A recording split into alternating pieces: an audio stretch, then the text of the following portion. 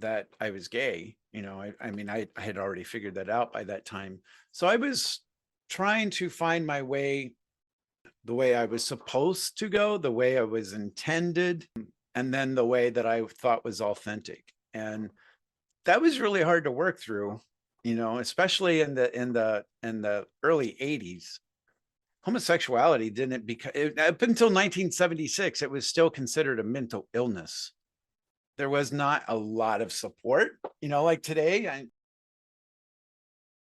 Gratefully, the younger ones have LGBT clubs in schools, and they have outside sources they could go to if they're not available in schools. So I didn't have that. I kind of had to like figure a lot of that out on my own. And so music that spoke about authenticity, music that I really related to songs that people were telling and speaking their truth.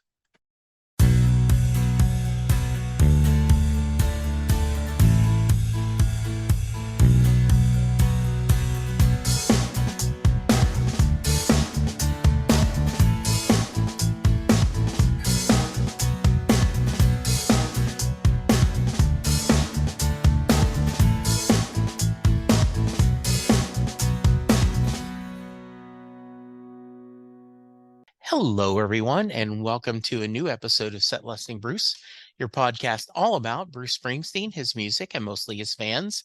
I am your host, Jesse Jackson. We're getting off the Bruce train tonight, though I'm sure he will come up, as he always does, talking to a musician who reached out and said, "Hey, let's do a little visit." So, Skip Sam's, welcome to the podcast. Thank you. Thank you, Jesse. I'm happy to talk about Bruce, but love Bruce. Awesome. Well, that makes two of us, so that's good, and hopefully my audience. Tell us about yourself. I am a musician, as you said, composer. Let's see. Well, I love it when people ask that question. It's like, well, I got 55 years of shit here to like share about, but currently I am a coach for musicians in recovery. I've been clean and sober since April 20th, 2006. If you look at the numbers, that's 420, which I love saying because, that's the code word, right? Yes, kind of 420. That funny. was not planned. I That was was going to not ask that. planned. You weren't, that No, wasn't planned, but yes. but it is because I smoked a joint on 419. Okay. So 420 is my first clean date. Yeah. So I have written some musicals for stage. I've done some film scoring, done a little bit of everything. But what it always comes back to is just songwriting. I just love writing songs. I love producing and working with other people getting their productions done. Good. So I'm going to go to that in a little bit, but I always like to start at the beginning. Yes. So talk about, where did you grow up and I what grew kind up of in, music did your family listen to? oh my gosh. Well, I grew up in Columbus, Ohio. Okay. And the variety of music in my house was just across the board. Um, my my dad loved Loretta Lynn. We watched Hee Haw every Saturday night, but on Sunday we watched Sonny and Cher on Sunday nights. And oh my goodness, my sister, she's 6 years older than me. She was like into the Beatles and Led Zeppelin, Peter Frampton. So I always had that. And but I personally, I loved when I was a little kid in elementary school. I loved Donnie and Marie. Just got to say it. I love Donnie and Marie. I I, love Paper Roses and Puppy Love. I was born in 1959, and I thought that Donny Osmond was the coolest guy, Right? and they called it Puppy Puppy Love. Love. Yep. Yes. So yes, and I had a little crush on Marie and Yeah. used to Well, I had a love crush on watching. Donnie, so Oh, there you go. And yeah, so you will get no harshness from thank me. you. I grew, Barry Manilow was one of the first people that I just loved on the radio. Like I said, growing up, I graduated high school in 77. Yeah. So my AM clock radio was my window to the musical world. And, top 40 radio, there was a lot of fun music in there. Hmm. And so, yeah, I love it. In fact, just a couple of years ago, we had, I guess, longer than that now, because this is definitely way before COVID. And we had some friends over, and I don't know how it came up, but I said, yeah, and I think Donny Osmond is going to be my bike. How do you know? I got something on his mailing list. You're on Donny Osmond's mailing list? Uh, yeah, I guess I am. So, That's awesome. yeah. That's awesome. I, So you loved bubblegum and this music? yeah, yes. I remember my earliest songs you remember hearing on the radio are Candyman, the Candyman can, right? That was all over the place. And Jeremiah was a bullfrog. I was like 2 or 3 years old and always singing that. But when I loved from early age, we'd go to my grandma's in Southern Ohio, and they had this VHF station, channel 19, right? And they on the weekends they would play movie musicals, and I was just enamored. I would sit there. She had a little tiny, like 10-inch screen TV, color TV, and I would take that and I would just sit right up, like 6 inches away from the screen. My grandfather would be like, "Get back! You're going to burn your eyes out," But I love the musicals. So much inspiration. And what I find every once in a while, there is a reason why something's a classic. I remember, people had talked about Singing in the Rain, or Mhm. and not a musical, The Day the Earth Stood Still. And I remember watching both of those at different times and going, oh my goodness, there's a reason why this is a classic. I mean, because it stands up to this day. Like the original Day the Earth Stood Still is just, God, this is just a really good movie. And Singing in the Rain, you go, how many great songs can there be? And Right. how much wonderful, stories. And same thing. I grew up on, Disney films and loved musicals. And I to this day, I want my movie to have a happy ending. Like I understand sometimes great films don't, but it just part of me always wants that, the the couple finds themselves, and we are now opening up that it doesn't have to be the girl and the guy get it. I mean, it could be whatever, but I want my couple to find their way and to live happily ever after. Right. And their harmony is perfect. Yes, it absolutely is. So okay, so you're loving uh Donnie and Marie, you're loving musicals. Musicals. As you're going up into your teenage, where did your musical taste take you? Um, I remember I love the Village People.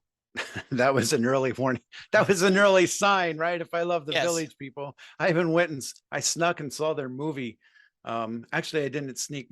I went with my sister-in-law, and my sister, and we were going. I said, "I'm going to see the Village People movie," and they're like, "All right," and they went to a different movie. But um,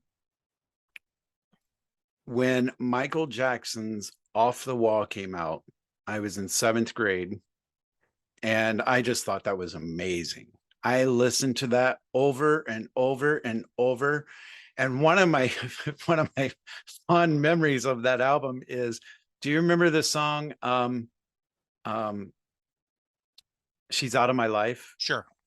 Right? She's out of my life. She's out. And at the end, you can hear him crying or whatever. Well, I had a girlfriend in seventh grade, and we broke up, and I thought I was supposed to be sad, so I would listen to that song over and over, trying to make myself cry. Yeah, I'm sorry. Yes. I did want to ask you your thoughts. I think somewhere on back then that the radio executives, the record company executives are going, holy crap, how will Michael do better than Off the Wall, right? Like, okay, he's going to take a step back, right? This was so massive. It was so critically acclaimed. It sold so many records. It's okay. This will still be a success. And then he does Thriller. And I just Right. think that's the idea that now then Off the Wall is kind of not thought of as much as groundbreaking and amazing, but it was in its own way. And then you up your game up when your Michael is just amazing. But that was the album that he claimed his identity. That was the Yeah. album that he claimed his authenticity. And it's like, this is me. I don't need anyone else. I am my own person. And, he claimed that. And that, after that, well, I wonder, like when you say that, I wonder if he would have continued the route he did if it wasn't for MTV. I mean, the reason the Thriller was so huge was it was one of the very first music videos, one of the very first. And MTV just played it over and over. And I think there was even they would play is it 12 minutes or 19, Yeah. 19, Yeah. The they would play extended the version. full Yes. extended version. And that he helped MTV and MTV helped him. Yeah. Yeah. I mean, when you think about the 80s, right, you have Prince, Madonna, Michael Jackson, Bruce Springsteen. Bruce, I, yes. yeah, Bruce. I mean, that, Heart, got yeah. to throw Heart in there. Oh, gotta love Heart. Yes, absolutely. Yeah. So you're going through your teenage, you talked about when you're in seventh grade, you thought you were supposed to be sad you lost a Yeah, girlfriend. right. How much did music help you find yourself? Interesting, Lee. That's when I started writing, but that is one of my early influences also, especially for songwriting, was Amy Grant. Okay. And especially Amy Grant, a little bit Michael W. Smith. But my father's a minister, so I grew up also with a lot of Christian music. And I used to, from the time I was 3 years old, I was singing in church. When I was 10 or 11, I was singing in music competitions on the religious radio station in Columbus. Hmm. But Amy Grant, she started writing songs that were not all about, they weren't all about the Christian doctrine. They Right. were about her feelings.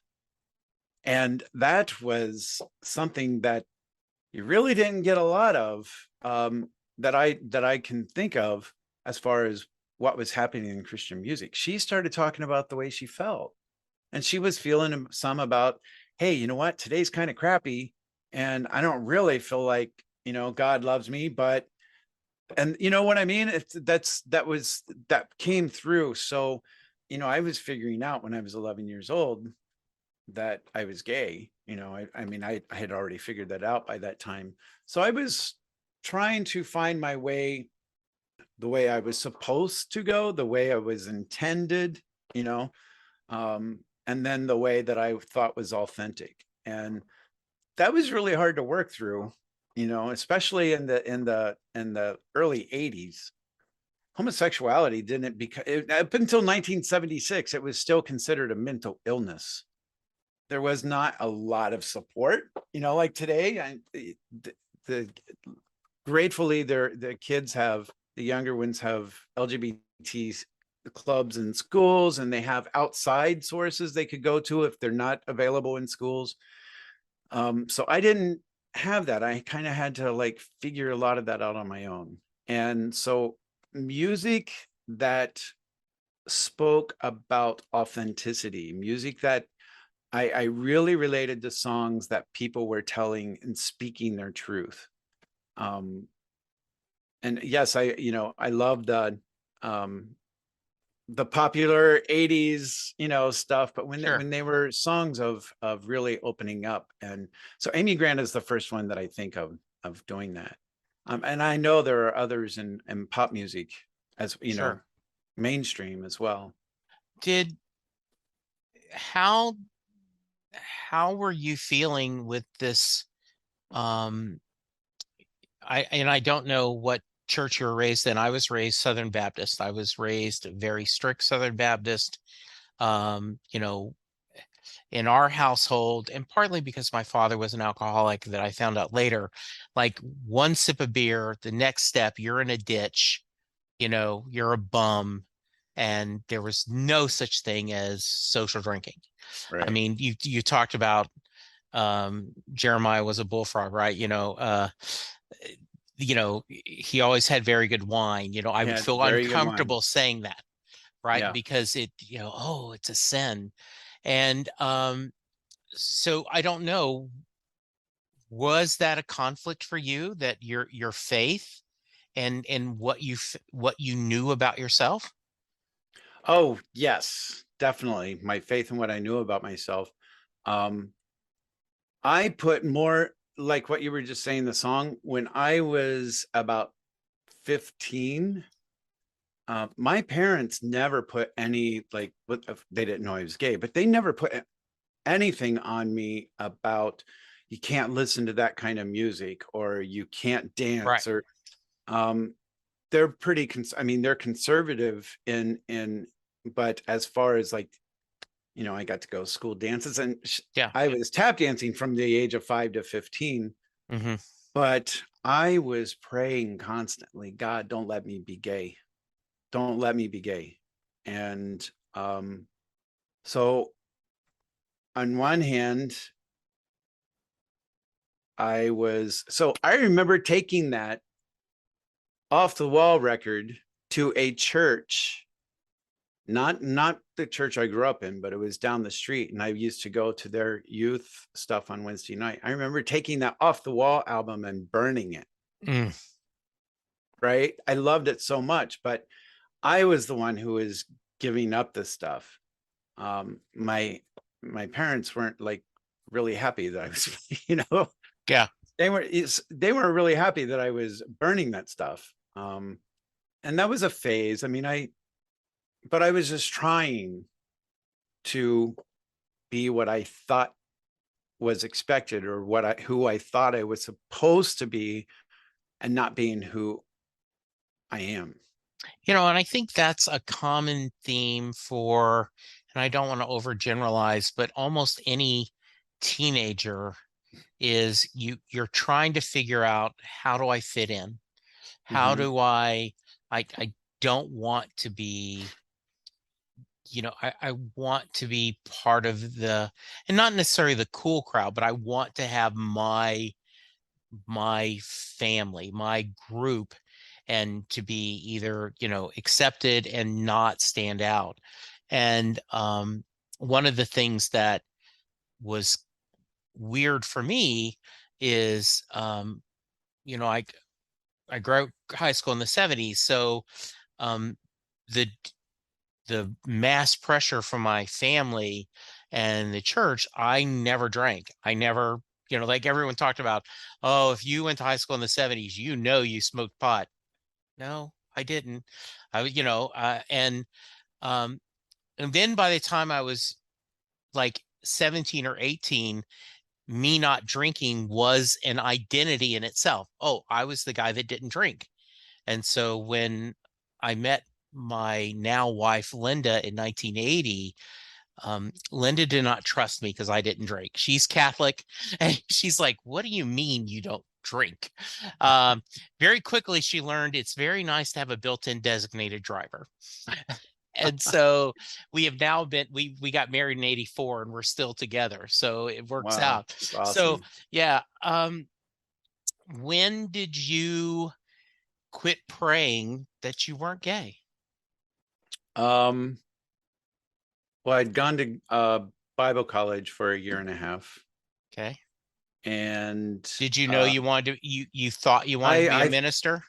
yeah, and I was a youth minister for a while, and I just really thought that, again, if I do this, um, some miracle will happen, and I will be changed. But I realized, with the help of, it's partially true, but it's more of a joke. But a girl I was seeing in my sophomore year, beginning of my sophomore year. I mean, we were really good friends. I told her at the first date that I was, quote, bi. That was what we said to make it somewhat acceptable. And at the end, kind of towards the end of that semester, she was like, "Skip, you need to move to Los Angeles and come out of the closet." So I was considering going there anyway, but and that's what I did. So I moved to go to music school in Los Angeles. It was a commercial music school. Dude, I had like guest teachers like Henry Mancini, um, Quincy Jones. It's a pretty amazing school. It's not there anymore, but that's when, and then I was out there away from the family, but my life there in Los Angeles, I was living out of the closet. So I started going more that way. I'd still go to church out there once in a while, but that was the transition time of figuring out that this this way of looking at God and religion does not fit with who I am. And I'm not wrong in being who I am, because this is the way I was made. I don't really have a choice. I'd always heard God loves you, but you're going to hell, right? And that just never made sense to me.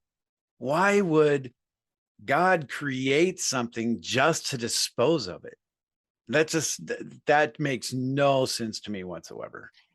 Yeah, I don't want to get too political, but I think that's the hypocrisy of that double standard is what angers me. And I'm very sad because I said I was raised in a Southern Baptist home. When Linda and I started dating and it got serious, I converted to Catholicism. And but over the years, and listeners, if you don't want to get serious, skip ahead a couple of minutes. But when I used to hear someone talking about being a Christian or someone having a lot of faith, that used to make me happy. And now then it worries me because the Christian right, which are neither Christian nor right, have to me almost sullied that image because they are so against kindness. They're so against love. They are totally unchristlike. And if you want me to move on, I will, but I just needed to no, share. no, that's true. I mean, people hide behind other people's beliefs because they think that's what is expected. And I authenticity is a word that seems to be thrown around a lot Yeah. in a lot of ways. But on the other hand, I I think that it doesn't matter if it's left or right. There are people on the left who are just the same. They hide behind other people's beliefs because they think that's what's expected of them. Yes. And rather than doing the courageous thing and looking within and saying, what feels right to me? What feels right to me? And then to be able to have the courage to, say, hey, I don't agree with that part. But the it's very hard to have a discussion with someone when you're questioning, like, say you're questioning just one part of a religious belief. okay, or a political belief. You're just questioning one part, but the person that you're talking with just identifies with that wholly and completely, that they're not thinking. It's very hard to say this, but they're not thinking for themselves. um and I just I and I'm not saying I always do, I have Right. to be aware, right? It's awareness. That's the Yeah. thing.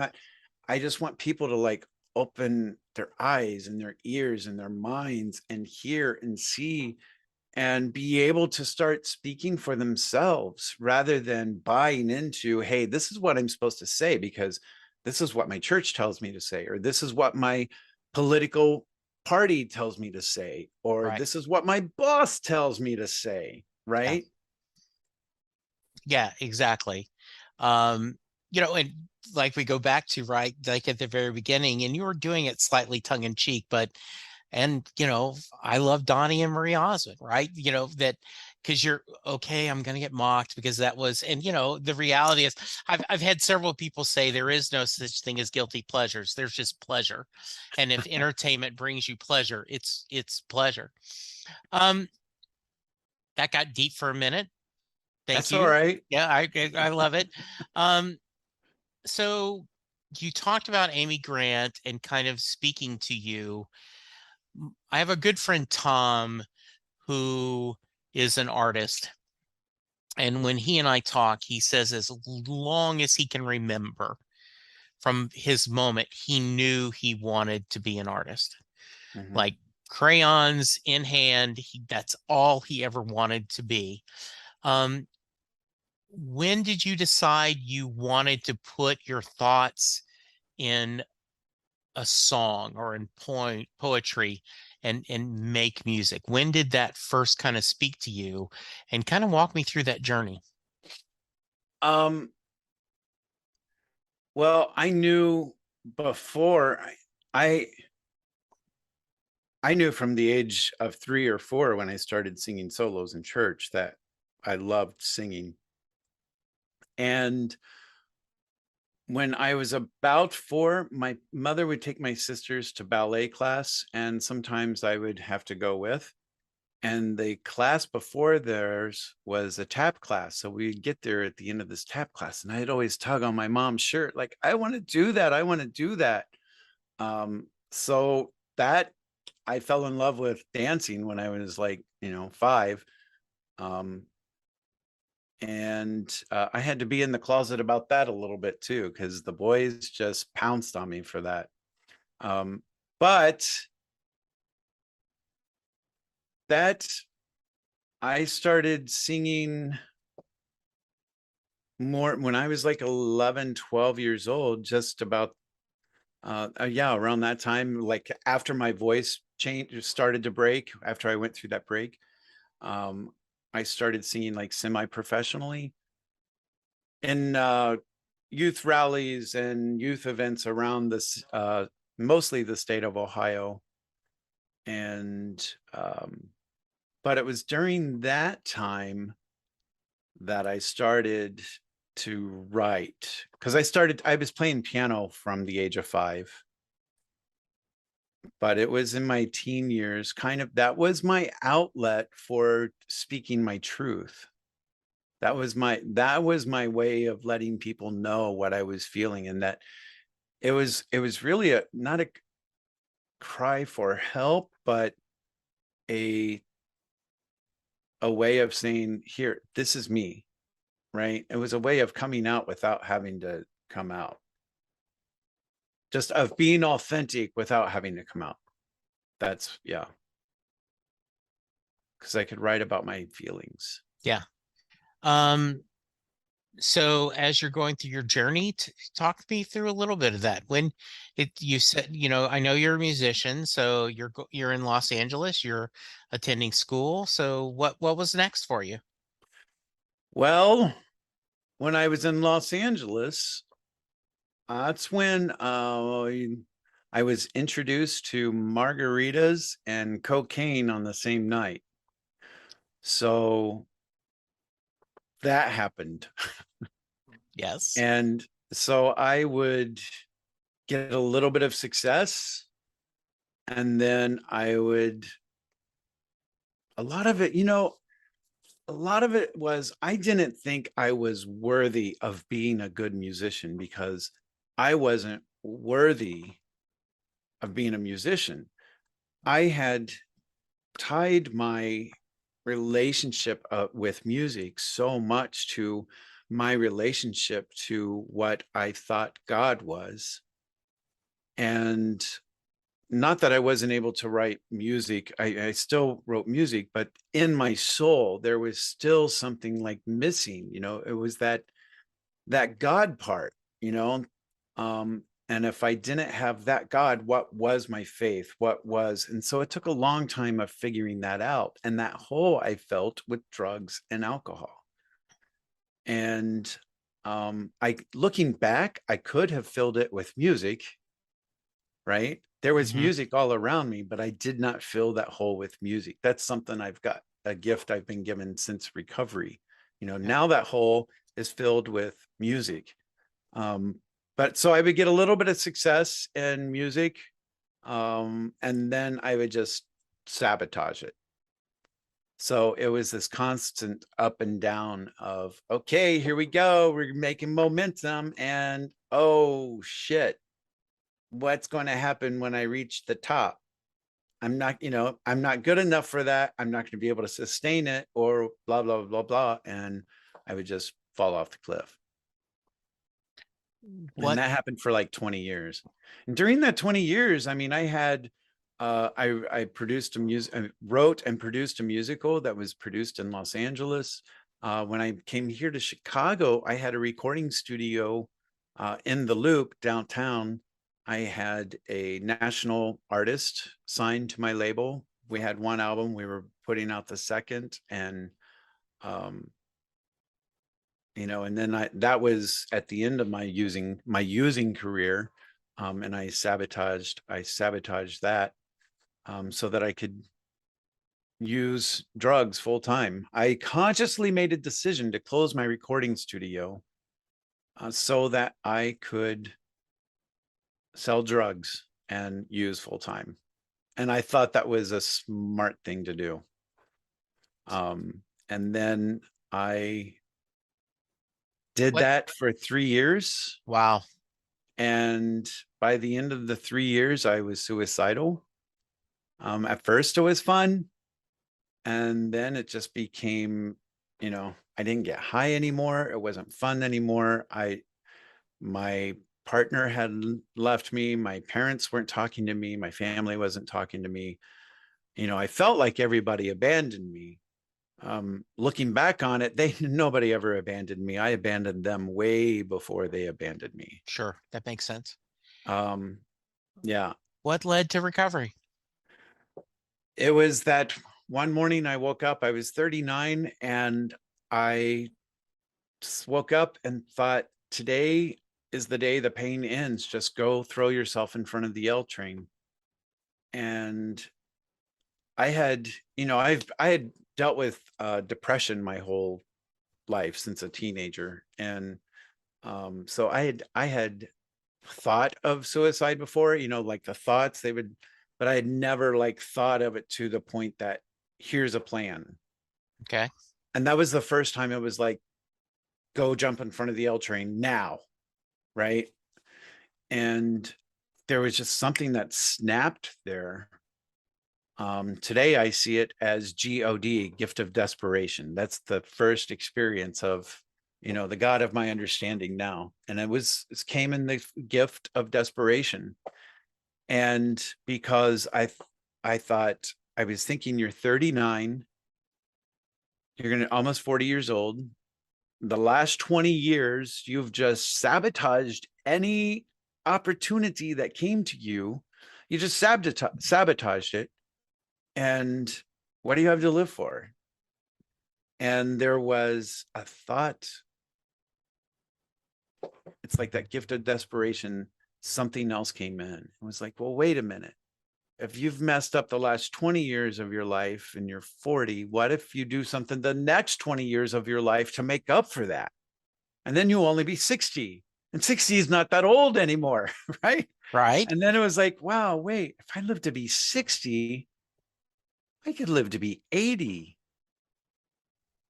And then the thought came, your life doesn't have to be over, it can be half over. And that was it. Wow. That was the thought. Today I'm 55, and I think I'm at the halfway point now. That's But awesome. yeah, that was it. And I had gone to different recovery groups over the years. I knew at 21 I had a problem. Yeah. But they talked about God, and I just did not understand. And I always saw the words on the wall of the 12 steps. Step 3, we turn our will and our lives over to the care of God. And I was like, nope, tried that, didn't work. But this time I was so ready, right? I had tried to get sober before for, relationship, for whatever reasons, right? But it was never for me, never because like I want to live.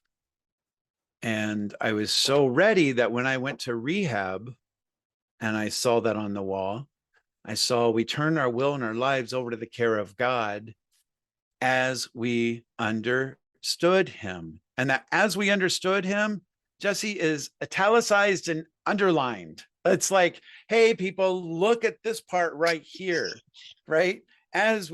So I had never really paid attention to that before. And I was just so excited. And No, I like, was just going to say the road to Damascus moment, right? That, as they talk about, right? That, yeah, Saul, that light and becomes Paul. mm-hmm. So that moment, like, oh, wait a minute. It doesn't have to be the God that has, I've been in my life, up to now. It could be, as my understanding, I can only Yeah. imagine it, like your eyes are open, you're like, oh, wait a minute, I hadn't thought of it this way. It's not I don't have to believe in the God that created me to kill me. Yeah. It's like, wow, I have, it's like, and so I found permission to have a relationship with a higher being again. And of my understanding, and as I like to say now, not the God of my misunderstanding. Yeah. Right. Not the God that I misunderstood when I was growing up. But so I found so much joy in that. I still, I'm still exploring what God is, who God is, where God is. You know, it's and I always want to. I don't ever want to say that I have it figured out, because there is so much in this universe that we are still learning. There's no way my brain could handle the truth. Yeah. You know what I mean?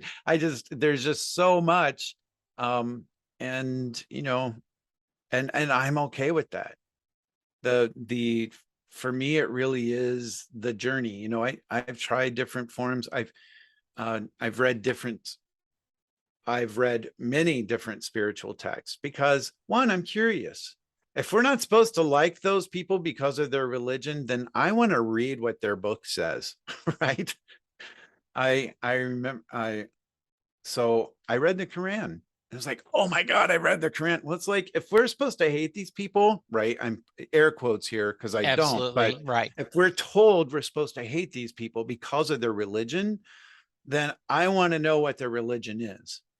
And actually, I saw a lot of similarities, a lot of similarities.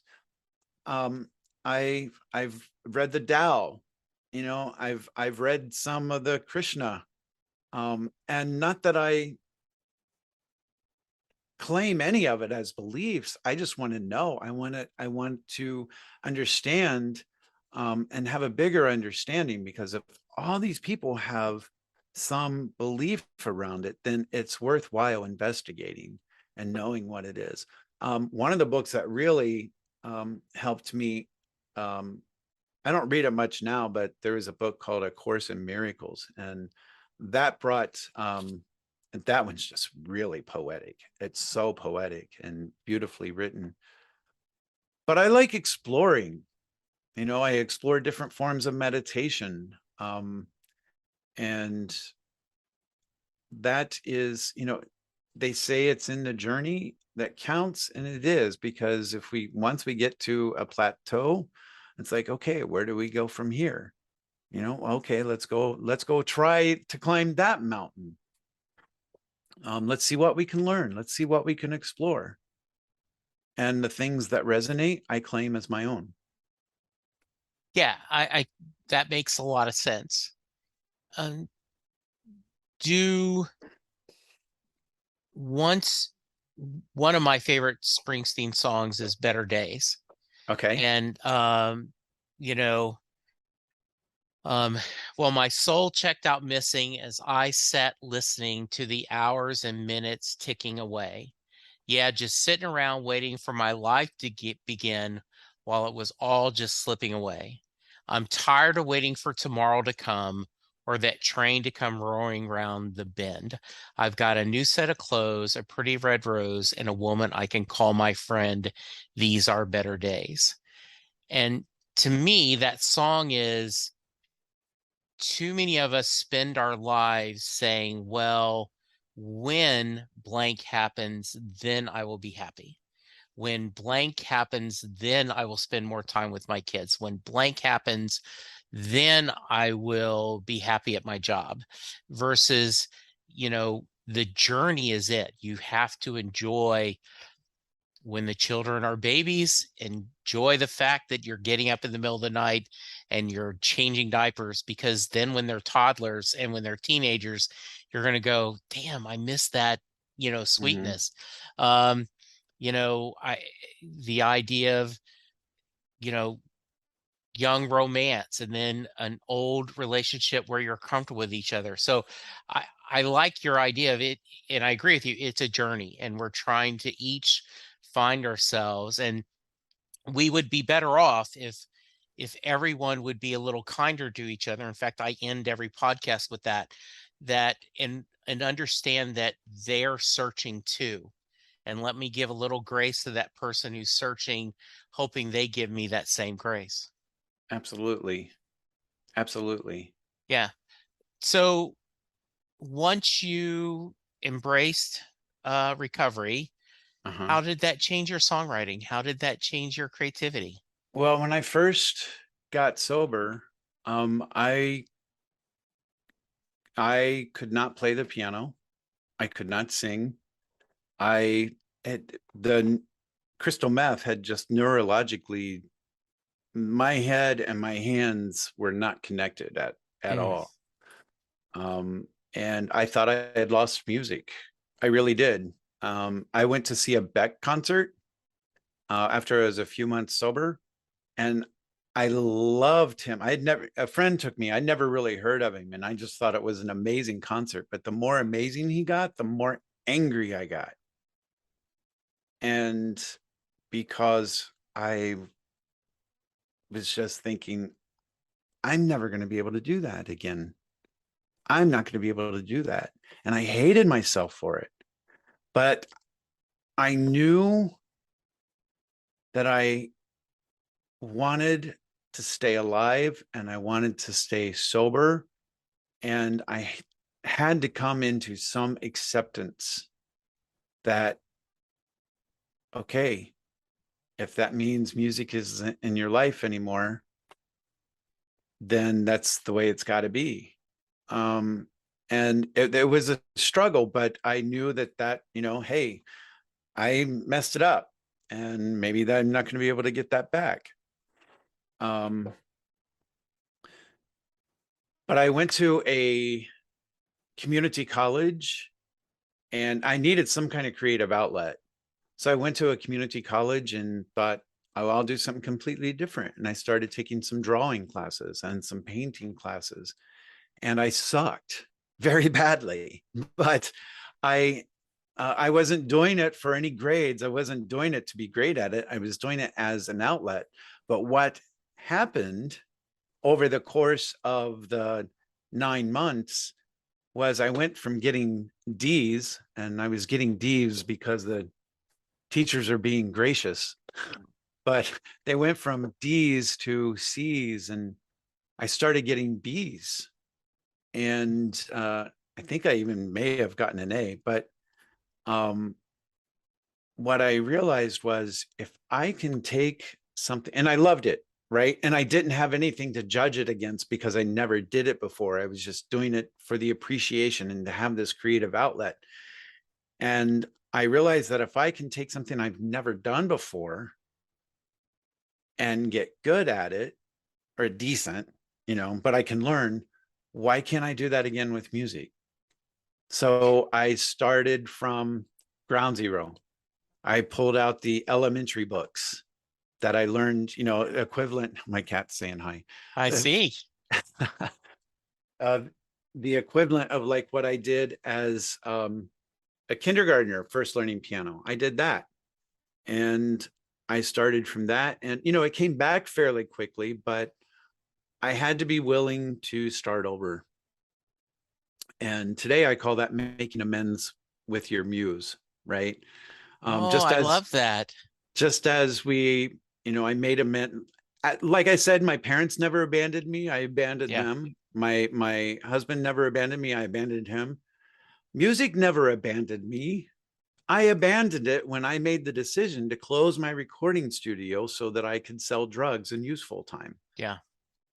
It was there waiting for me. It was just waiting for me to come back. So um, making that amends, it wasn't, it was about a year after that I decided, well, if the school stuff worked for the art, what if I go back to school with music? And so I went to the University of Miami and got my master in music and started film scoring.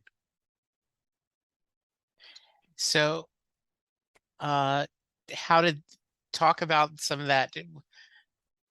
Do you find the same joy in scoring and what kind of music is it all just as enjoyable?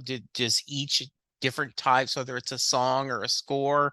Yeah, It I honestly, I haven't done a score in a few years. When I moved okay. back to Chicago, there's not much need for professional score. They would love Yeah. for me to score their movies, but they're all indie and they don't pay. So Okay. Yes. I'm not gonna do that. Right. Um, um, but I loved film scoring. It was so fun. And one reason I love it is when I was doing it is that because I love so many styles of music. I mean, my undergrad was in big band arranging, right? So I Okay. learned jazz. But then I was producing over the years a lot of pop and rock. And when I went to University of Miami, I was trained classical voice when I was in high school, but I never trained any classical composition. So I Okay. got to do some of that there. Um, so I have a wide variety of styles and genres I like to work in.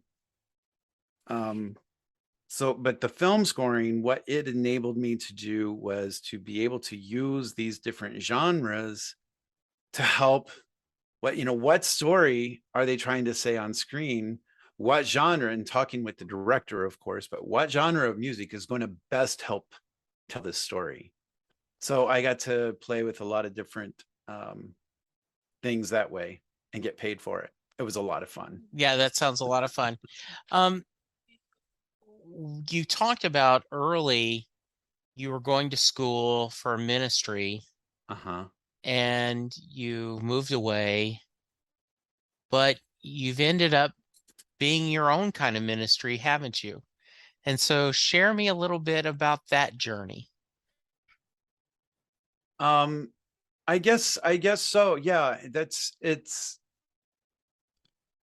coming back to helping other addicts um, make amends with their muse.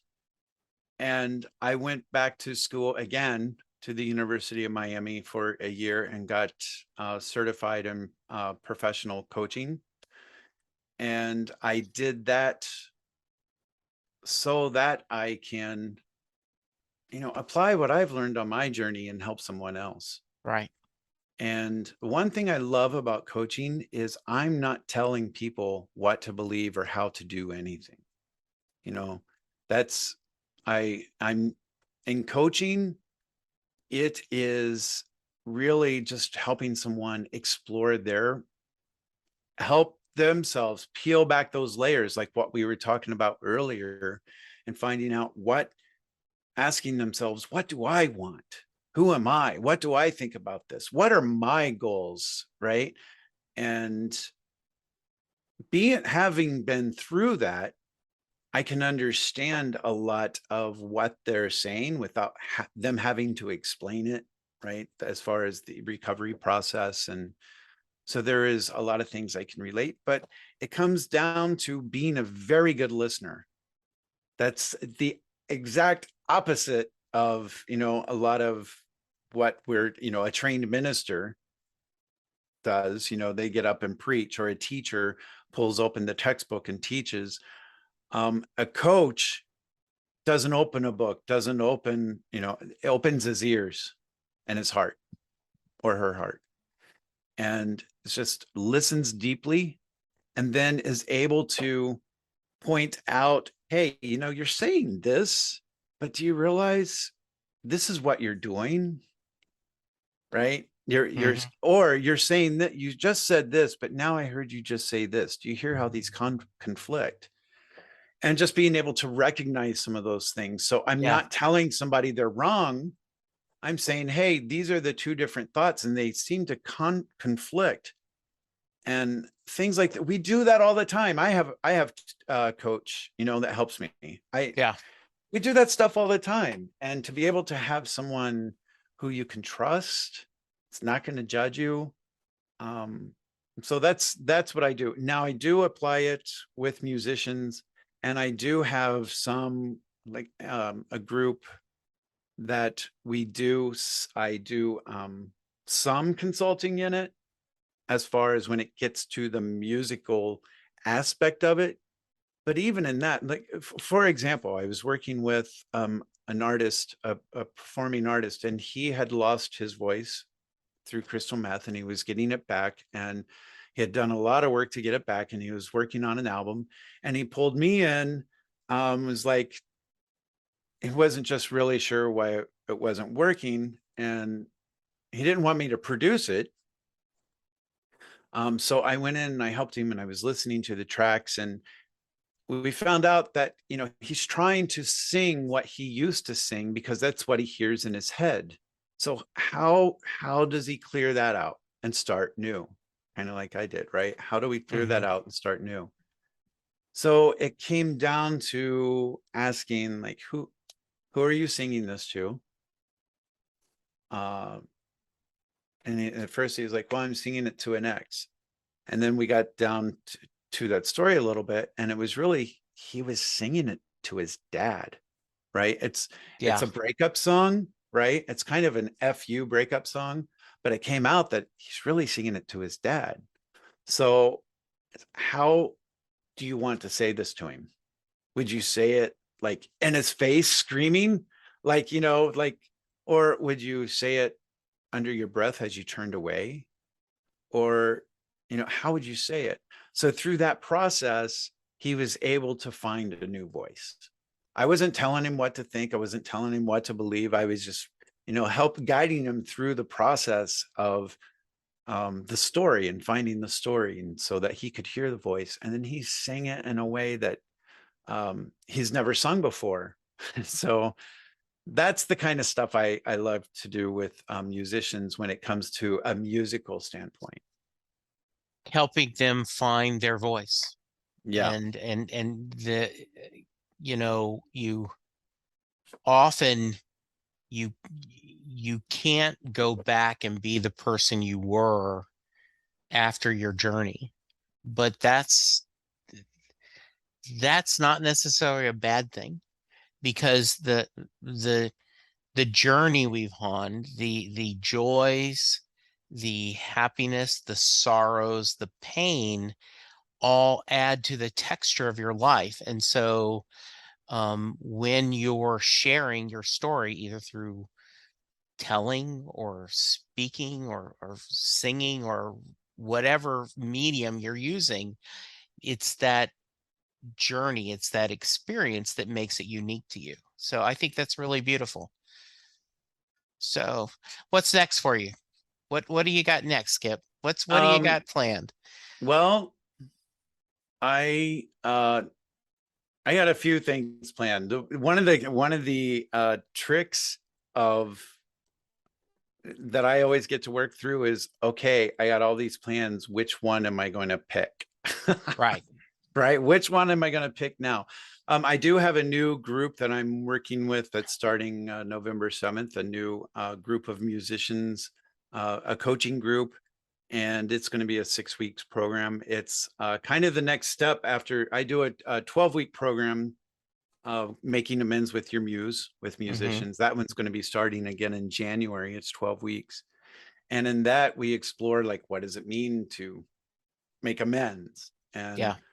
we just look at it as any other relationship, right? And working about boundaries. And anyway, I don't want to get too much into that. If anybody wants to know about it, they can go to my website, skipsams.com. Yes. And so I have that group, and the other is kind of like a level 2, the one that's coming up. It's move your music forward. Um, but as far as me artistically, I am starting a Kickstarter in the beginning of November, right after I launch this group. I have several songs. So this is the coach having to do practice what he preaches, so to Right. speak. I've had several songs that I've done demos, but I have not professionally recorded them, that I need to do it. They tell so much of my story of the last 10, 12 years, and it's time for them to be heard. So that is next. I'm also, and I think these songs are part of it, but I'm working on a musical loosely based upon Jonah and the Whale. Okay. Um, and yeah, I don't want to tell too much of that story, but Okay. it's a big twist. I'll just Okay. say that uh, Jonah's not running from Nineveh because he doesn't want to preach. He's running from Nineveh because he's tired of the hypocrites preaching at him. I can imagine. So what we'll do is you and I will stay in connection, and I will make sure that we time my release of the episode with your Kickstarter. Oh, that's awesome. Okay, so Yeah. in the show notes, there will be a link to the Kickstarter. I'm sure Okay. there's wonderful incentives at different Yes. levels. And Yeah. so let's see if we can get you a little support. That's awesome. Thank you. Yeah, That would be awesome. Yeah, it's good. going to start November 8th and end December 8th. My birthday's December 5th. Okay. So, that social media, hey, Yeah. Hey, yeah. end it with So a I twist, right? Right. exactly. That sounds great. Um, is there we've had a great conversation. I'm sure we could go another couple hours, but is there anything right offhand before I ask you the Mary question that you want to share? Any final thoughts? I cannot wait for Bruce's new album to come out November 11th. Oh my God. It's like all Motown stuff, right? Yeah, it is. It's Oh a my cover. gosh. Yeah. Oh my So gosh. have I you am heard the so two that he's already released? I have, and What do I'm you so think? excited. I am so excited because there's a song, one of the songs I want to record. It's called "I'm Coming Back." Yeah. It's mine, and it has that Motown feel to it. Yeah. So when I heard "Do I Love You," it was like, oh my God, that's like, yeah. So Yeah. I'm really excited. And his voice sounds amazing. and I watched the video of it too, and Yeah. it's like that is my vision board. What he's Yeah. doing in that video and what he's recording, that is my vision board. I, So I, I'm I love that. I know several years ago he was on um, um, Turner Classic Movies, and he did an introduction, right, of I think um, The Searchers and one other song, and the host asked, he says, about doing songs, right? And he says, I don't have that good of a voice. I am just a writer. No one wants to hear me do American standards. And I was screaming at the TV like, yes, yes, we do, Bruce. So I'm really happy that he's like, hey, I'm 72. My voice still kicks ass. yeah. This will be fun. So And I'm I excited about the album. and I think I really like that he chose to do, I think they're all like Motown Yeah, stuff from the exactly. Yeah. titles. That fits him very well rather than trying to do like the jazz standards, right? Yes, exactly. This is because he's got the energy and the way his voice sets in. Yeah. Yeah. So I get chills just Yeah, I do too. I can't wait. I think it's going to be wonderful. Hey, why don't we plan on having you back? Uh, because we can promote the Kickstarter and you can talk about the album okay. after you do it. Why Awesome. don't we do that? We'll Yeah. book that. We'll book that in November. All right. Skip, this is amazing. I am so glad that we were able to connect and visit. This is a great talk, and I appreciate you sharing so much of yourself. And this is wonderful. So, if you are a fan of Skip's, either part of his family or community, and you've never listened to Set Listing Bruce before, I end every podcast with the Mary question. So Jay Armstrong is a retired honors English teacher in the Philadelphia area. But when he was teaching, he would take the song Thunder Road and he would spend 2 days breaking it apart. He would have his high school seniors read the lyrics, talk about the imagery, discuss what Bruce is thinking and trying to say. And at the end of the 2 days, he would ask the question, does Mary get in the car? Skip, that is your question. Does Mary get in the car at the end of Thunder Road? Oh my goodness. I would have to say that she did not. Okay. Yeah. I would have to say that she did not because she knew she knew she could do it on her own. I like that. That's a good answer. Very nice. All right. You've already mentioned once skipsands.com. How else can someone reach you? Is that the best way? Yeah, skipsams.com. That's SAMS. Skipsams.com. I also have um I have a couple other websites, but that'll get confusing. You can find Yeah. all my websites are like I have a coaching website, my music website, a radio website. But they're all Skip Sam's is kind of like my central. But on what do we call it? Instagram. Yes. Instagram, I'm sober on stage.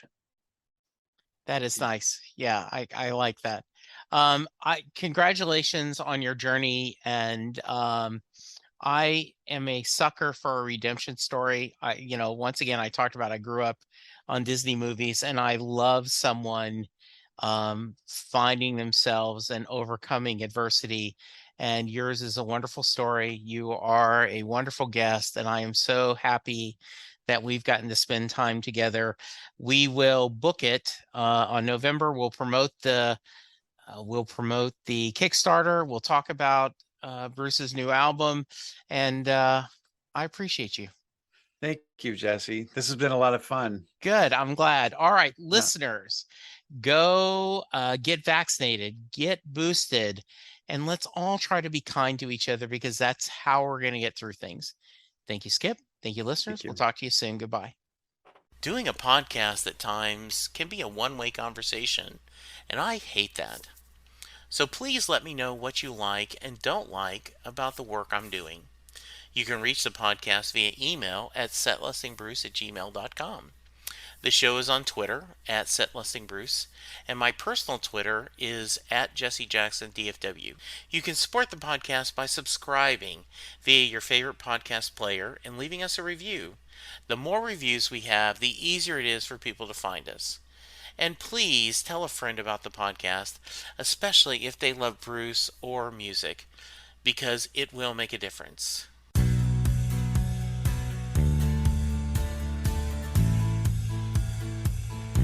You just heard the fun talking, hard rocking, music loving, album ranking, fan thinking, joy spreading, lyric reading, story sharing podcast that is the one, the only Set Listing Bruce.